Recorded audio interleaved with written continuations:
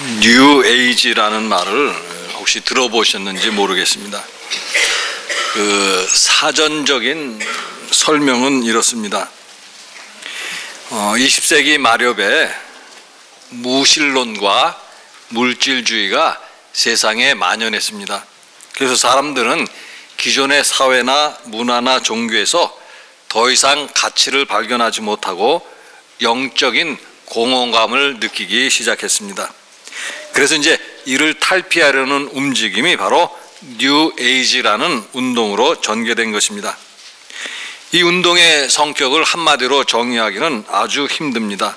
그러나 이제 그 어원이 점성학에 기반을 두고 있다라고 해서 때로는 물병자리 시대다 그렇게 부르기도 합니다. 그리고 이 사상은 동양 종교와 심리학에서 크게 영향을 받았습니다. 그래서 이제 기독교에서는 이 운동을 상당히 위험한 것으로 간주하고 있습니다. 그 이유는 신중심 사상에서 벗어나고 있고 인본주의로 가고 있기 때문이다 그렇게 보고 있기 때문입니다. 이 운동의 주된 관심사는 어떤 종교적 진리 추구하는 이런 것이 아니고 인간 안에 있는 무한한 잠재력 개발에서 인간을 치유하겠다 이런 것입니다. 결국 이제 무슨 뜻인가라고 하면은요, 뉴 에이지라는 것은 뭐 한글식으로 번역하면 새 시대다 이렇게도 볼 수가 있는데요. 누가 새 시대를 열 것인가 하는 것입니다. 오늘 성경적인 오늘 요한계시록 표현대로 한다고 한다면 새 하늘과 새 땅인데 누가 새 하늘과 새 땅을 열겠는가 하는 것입니다. 그들은 인간이 연다는 것입니다. 인간의 지혜와 능력으로 새 시대를 연다라는 것입니다. 그러면 우리는 한번 이제 질문해 볼 수가 있습니다. 정말로 인간이 새 시대를 열어갈 수가 있을까 하는 것입니다. 인간은 제1차, 제2차 세계대전을 겪으면서 인간이 만든 문명에 대해서 그 허상을 이제 경험하게 되었습니다. 인간의 지혜와 능력으로 정말로 눈이 부실 정도의 성과를 만들어냈습니다. 그러나 그 성과 뒤에 무엇이 있었는가 하는 것입니다. 그 가운데 하나는 바로 전쟁의 참혹한 결과들입니다.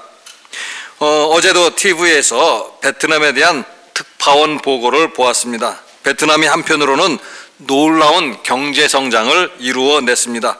곳곳에 대형마트와 백화점이 세워졌고 그곳에서는 세계적인 명품들이 판매되고 있습니다.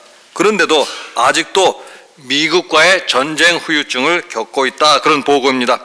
미군이 베트남에 밀림을 제거하기 위해서 고엽제라는 것을 살포했는데 이 고엽제라는 것은 독성이 매우 강한 것입니다. 그래서 이제 그 후유증으로 기형아가 태어나고 있고 그 후손들이 아직도 후유증을 겪고 있다 그런 이야기입니다. 기형아로 태어난 아이들 화면으로 보면 정말로 기가 막힐 정도입니다. 인간의 지혜와 능력이 어떤 결과를 초래했는가라는 것입니다. 그래서 신학적으로는 제1차 세계대전, 제2차 세계대전 후에 소위 신정통주의 신학이라 하는 것이 대두가 되었습니다. 바르트라는 신학자가 주축이 되었는데 이 신정통주의는 인간의 죄가 얼마나 크고 무거운가 하는 것에 대해서 다시 강조하는 것입니다. 그래서 오늘 이제 2절 요한계시록 2절 말씀도 보시면은요. 또 내가 보매 거룩한 성 새 예루살렘이 하나님께로부터 하늘에서 내려오니 그 준비한 것이 신부가 남편을 위하여 단장한 것 같더라. 하나님께로부터 하늘에서 내려오니 새 하늘과 새 땅이 하늘에서 내려온다. 하나님께서 새 하늘과 새 땅을 여신다 그런 말씀입니다. 새 시대는 누가 여는가? 하나님이 여신다는 말씀입니다. 새 하늘과 새 땅은 누가 만드는가? 하나님께서 만드신다는 말씀입니다. 그러면서 성경이 말씀하는 인간의 역사가 있는데요. 인간의 역사가 무엇인가 하는 이야기입니다. 성경은 인간의 죄로 인하여 타락한 역사를 말하는 것이고 그래서 그 결과 인간은 무엇에 소망을 두어야 하는가 이런 것들을 성경이 말씀을 하고 있습니다. 베드로전서 1장 21절에 보시면은요. 너희는 그를 죽은 자 가운데서 살리시고 영광을 주신 하나님을 그리스도로 말미암아 믿는 자니 너희 믿음과 소망이 하나님께 있게 하셨느니라. 우리의 믿음과 소망이 누구에게 있는가? 사람에게 있는 것이 아니라 하나님에게 있다라는 것입니다. 우리의 소망은 예수 그리스도를 죽은 자 가운데서 살리신 하나님께 있다는 말씀입니다. 우리의 소망은 새 하늘과 새 땅을 주시는 하나님께 있다는 그런 말씀입니다. 그러면 오늘 이제 새 하늘과 새 땅은 어떤 곳인가 하는 것인데요. 오늘 말씀에 보면 새 하늘과 새 땅이라는 말도 있고 새 예루살렘이라는 말도 있고 또 하나님의 장막이라 이런 말도 나옵니다. 모두가 같은 뜻으로 우리가 해석하고 받아들이면 될 것 같습니다. 그러면 새 하늘과 새 땅은 어떤 것이고 새 예루살렘은 어떤 것이고 하나님의 장막은 어떤 곳인가 하는 것인데요.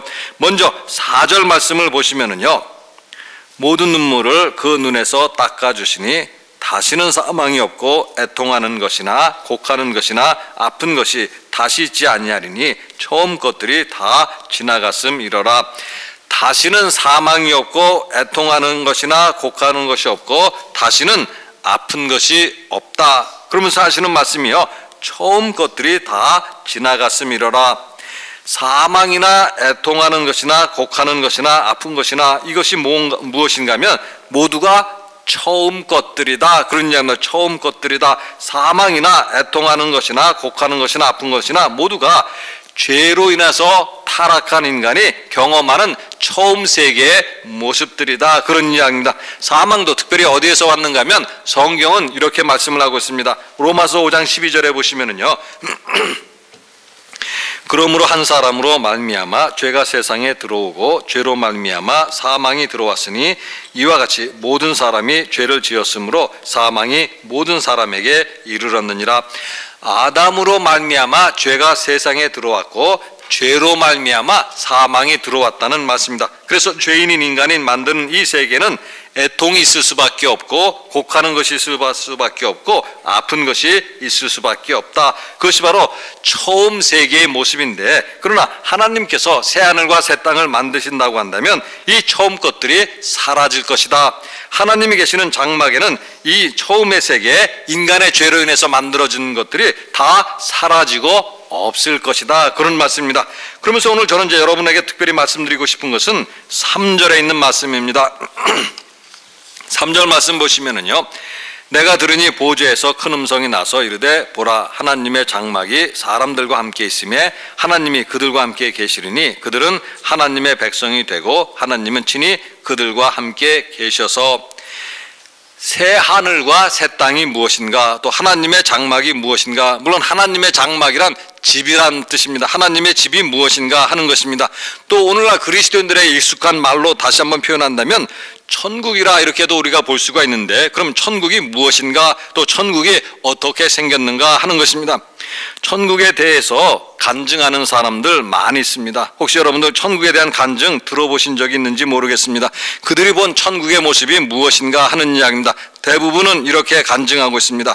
마치 고급 아파트와 같다. 실내는 비싼 명품들로 가득하고 그곳에 사는 사람들은 호의식하는 곳이다. 이런 이야기입니다.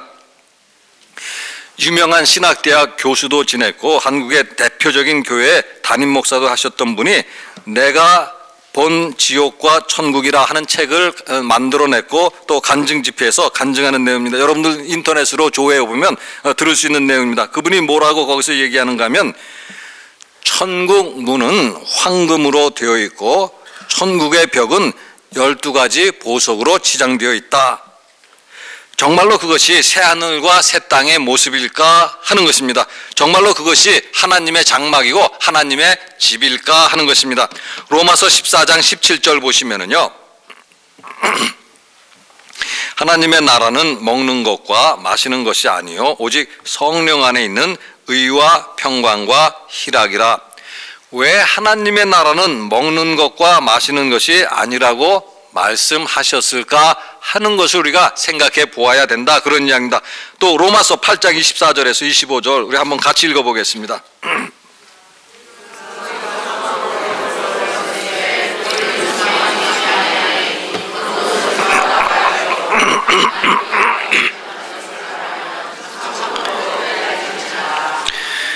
우리의 소망이 무엇인가? 우리가 무엇을 바라는가? 우리의 소망이 천국이라 하고 우리의 천국이 바로 금과 은으로 되어 있는 그런 곳이겠는가 하는 것입니다.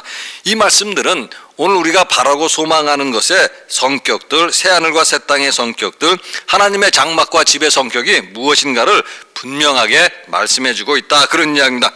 하나님의 장막과 하나님의 집은 무엇인가 하면 거기에 금과 은이 있어서 하나님의 장막과 집이 되는 것은 아니다, 그런 이야기입니다. 하나님의 장막인 이유는 하나님이 계시기 때문입니다. 금과 은으로 장식했다고 해서 하나님의 장막이 되는 것은 결코 아닙니다.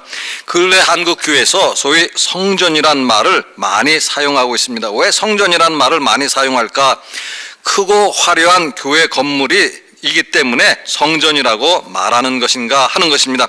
하나님의 장막이란 하나님이 계신 것이고 하나님이 그의 백성들과 함께 계신 곳입니다. 비록 작고 초라한 교회라도 거기에 하나님이 계시고 하나님의 백성이 하나님과 함께 한다면 그곳이 바로 하나님의 성막이고 하나님의 집인 것입니다. 그러면서 오늘 하나님의 장막엔 또한 무엇이 있는가 하면은요, 5절 말씀 보시면은요, 보좌에 앉으신 이가 이르시되 보라 내가 만물을 새롭게 하노라 하시고 또 이르시되 이 말은 신실하고 참되니 기록하라 하시고, 내가 만물을 새롭게 하노라 하는 말씀은요, 새하늘과 새 땅에는, 하나님의 장막에는 새롭게 된 만물이 있다, 그런 뜻입니다. 새롭게 된 만물이 있다. 새롭게 된 만물이 있다는 것은 그 안에는 새롭게 된 인간이 있고 하나님의 백성이 있다, 그런 뜻입니다. 고린도후서 5장 17절에 보시면은요, 그런즉 누구든지 그리스도 안에 있으면 새로운 피조물이라 이전 것은 지나갔으니 보라 새 것이 되었도다. 그리스도인이 누군가 하면 그리스도 안에서 새로운 피조물이 된 사람들입니다. 이전 것은 지나갔으니 보라 새 것이 되었도다. 따라서 그럼 오늘 우리가 새하늘과 새 땅을 경험할 수 있을까? 우리들도 천국을 경험할 수 있을까 하는 것입니다. 물론 답은 있습니다. 우리가 그리스도 예수 안에서 새로운 피조물이 된다면 우리는 천국을 경험할 수 있습니다. 우리가 예수님을 만나서 영적으로 거듭난다면 우리는 천국을 경험할 수 있습니다. 우리가 예수님 안에서 새로운 피조물이 되었다면 우리는 금과 은이 없어도 천국 경험할 수 있습니다. 그러나 우리가 영적으로 거듭나지 못했다면 우리에게 금과 은이 있어도 우리는 천국 경험할 수 없습니다. 우리에게 금과 은이 많아도 우리가 여전히 죄 가운데 머물러 있다면 우린 천국 경험할 수 없습니다. 하나님이 함께 계시는 곳이 하나님의 장막이고 천국인 것입니다. 금과 은이 없어도 하나님만 함께 계신다면 거기에 하나님의 장막이 있는 것이고 천국이 있는 것입니다.